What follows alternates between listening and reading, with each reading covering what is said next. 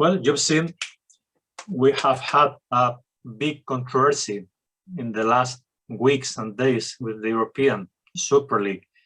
We must take for granted the importance of sports in general in our lives, in our societies, but especially the world of football is so important for people. And of course, there is as well an economic part related. And well, it makes sports and football especially, it is a complex topic. But what do you think about all this, and especially about the European Super League and this by now failed project? We will see if it works or not in a close future. Yeah, I mean, no doubt it's a complex topic, no? And we don't want to just automatically say if it's good or, well, I know most people disagreed with it and said it was bad, but I didn't actually spend too much time going into detail on it, but I'm glad it's not going ahead. Now, that's not to say that maybe some changes in football don't need to be made, but it seems that this wasn't the best solution. Did you see actually what Gary Neville had to say about it? He had a video that went viral on YouTube. No, I have had a lot of work this week. I couldn't, but you tell me. Yeah, well, it was like a 10-minute video where he was ranting, or he was complaining about the Super Cup, and it sounded very good. No, he was saying, he went quite, I don't want to say extreme, but he disagreed with it very much. So he said it was disgusting. He was saying enough was enough. He was saying it was all greed, but he didn't really go into too much detail on why it wasn't a good idea. No, it seems that it was just what the people wanted to hear. No, or I think Sky Sports knew what they were doing. They knew that this is what people would like to watch and like to listen to, and it was just the same thing repeated over and over again. Enough is enough. They should be punished. Why enough is enough? Why I don't see the point. There is great beyond this project. That I really think in the world of football in our days, money is quite important, and we know the salaries of players, trainers, technical teams, they move a lot of money, of course, generated by the economic activity. Of course, I think without this money, we wouldn't have football. We wouldn't have the Champions League, and we wouldn't have maybe Cristiano and Messi playing at this high level. I don't see what's new in this Super League to say we or someone is against this, because if greed exists, it is before and after Super League. It is not something new. Well, I suppose the main point against the Super League was that it was going to be a closed-off competition, that you wouldn't be able to get regulated from this league, or therefore you wouldn't be able to get promoted. No, unlike the system that we have now, we have in England the Premier Division, and then before that you have the divisions leading up to that. So you don't play well, you get relegated, and it also gives the opportunity for smaller teams to be promoted. And it is not so much a topic about money, but about how we close the competition, and only the clubs inside can participate of that profit. Exactly. Those television rights that generate as well so much money, and so on. Really? Exactly. Yeah, that's it. No, that then all the profits would be just shared between these, was it 12 clubs, or 12 or 16, and not giving. Well, I would like to see that Neville's intervention, but perhaps I see if the competition is closed, there are no teams coming up from lower divisions, there are no teams going down, so the less cake, of an incentive. Yes, and the cake will be always for the same teams, and I think I can try to understand it. We lose the competition itself, that is so sad. sports and in football. If we don't have something to fight for, why should we play? I mean, to maintain your participation in the competition, to be the number one, to play in the European competitions. In that way, I really think that, yes, this could be something important, but stop. Let's think about the NBA. This is a closed competition. And if you want to play, first of all, you have to pay as an owner of a team high fees to participate. And there is not such a controversy about that competition. Just the opposite. We all share that in the world of basketball, it is the main competition in the world without a doubt. And they have the best players. They have the highest amounts of money to be distributed between owners, players, etc. So I don't know. I think I'm missing something. Yeah, well, that's the point. No, it is a complex issue and therefore no easy solution. But I only recently found out, because I'm not too familiar with the NBA and basketball in America, but it is a closed-off competition, and the NFL also, I think. So, I mean, it seems to be working there. So who's to say that's not the inevitable future for football in Europe? I hope not, but who knows? Well, by now, it seems it will not continue. It is stopped. Yeah. Well, even they had an important bank supporting the competition. JP Morgan was going to finance the competition with more than 3 billion, I don't know if euros or dollars, but that's a big deal. Exactly. That's more money than me and you make in a year. Yes, even in together. But when such an important bank is in the business, it of course is not something improvised. Yeah.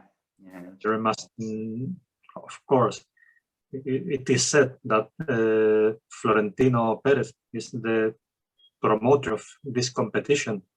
I don't think he was doing this on his own. And all the things we have seen show that there was, of course, a previous analysis, a preparation, and what we have to see. I don't think the topic is closed. No, certainly not. No, certainly not. I think that after this noise we've been hearing in the last weeks, things are still happening. Yeah, Tito Perez certainly hasn't given up. He's not going to throw in the towel that easily. And what are the players? What have they said? Do they mind playing in this competition, in national competition, international competitions as we still know them? It's a good question. I haven't actually seen too many players comment on it. I saw an interview of Klopp, Liverpool manager. What were his thoughts on it?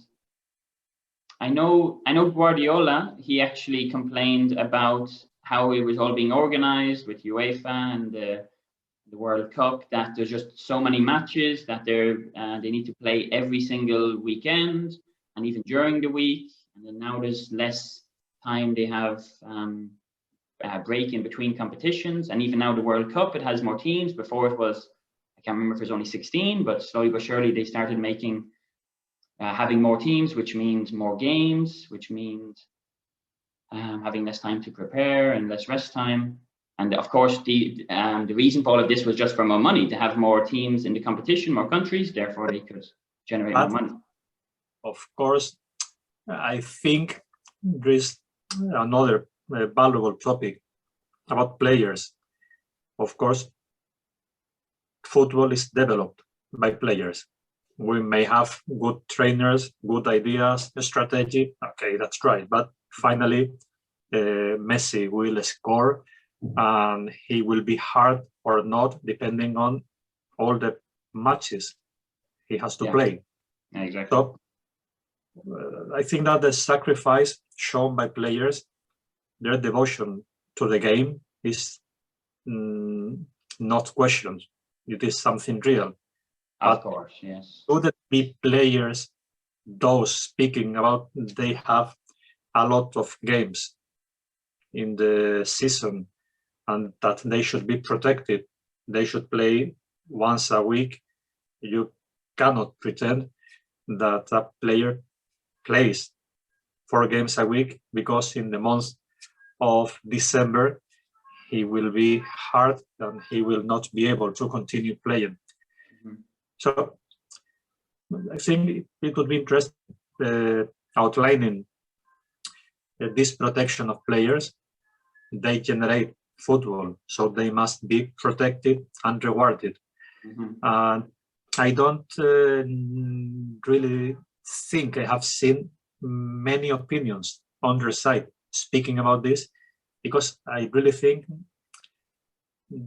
that they don't have a clear opinion. They want to play. They know they are a symbol for our societies, for young people especially. This idea of sacrifice, training hard. If you train hard, you play well. And if I'm missing a lot of things in this issue, I'm missing as well more decisive opinion or intervention on the side of players. What do they really think about this? Not only as players, as actors that generate a lot of money, but essentially and especially as symbols in our societies, especially, as I said, for young people. Young people and not so young either. Right. I remember when I was a child, I had posters of Cristiano Ronaldo on my wall because I liked how he played. But now, 15 years later, I still admire him because he shows if you work hard and you look after yourself and you're dedicated and you have discipline, well, you can achieve great things. And I personally think it's a great example. Well, we will have to continue analyzing this because in the end, football is really such an important topic. Oh, of course. It is, well, I like Jorge Valdano, of course, you know Jorge Valdano. He writes, I think in El País, the newspaper, and the name of his column is The Infinite Game. It's quite complex. He analyzes deeply football because really football reflects much more than we think. It is not only about a lot of people running, scoring, and it is much more than that. So I think we will have to follow this topic and see what happens. But I think people promoting the Super League will come back. Something will come back. Yeah, they're not finished. Something is going to happen. And well, we haven't spoken about national teams because it is in a peripheral zone in this topic. But here we have as well players paid by clubs that usually pay for free for their national teams. And in the case, of course, if in the case of clubs, we see not the irrationality, but the passions of people. It is something normal, sentiments, feelings applied to sports. In the case of national teams, we have to add